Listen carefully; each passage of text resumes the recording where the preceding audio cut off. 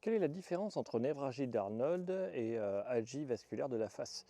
Névralgie d'Arnold, c'est une compression du nerf d'Arnold ici, et algie vasculaire de la face, ça va être une compression d'un nerf de la face. Souvent on parle de nerf de trijumeau, mais il y en a d'autres à différents endroits.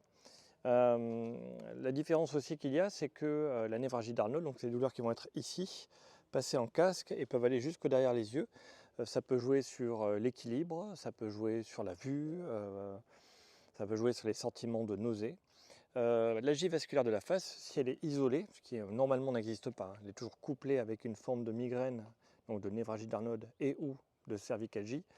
Mais si elle est vraiment isolée, ça fait mal que devant la face, et comme un masque ici, là.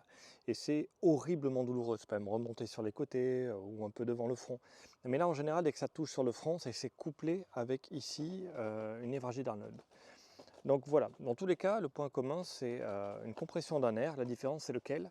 Et dis-toi que pour moi, en tant que professionnel, la névralgie d'Arnold est toujours, enfin pardon, l'inverse, la gie vasculaire de la face est toujours couplée avec soit une cervicalgie et ou des formes de migraine, donc une névralgie du nerf d'Arnold. Je ne sais pas si c'est clair, mais en tout cas, quant à la gie vasculaire de la face, pareil, il faut regarder au niveau des maxillofaciales, des articulations aussi. Enfin, il y a tout le système de la tête en fait et du cou à revoir et à travailler.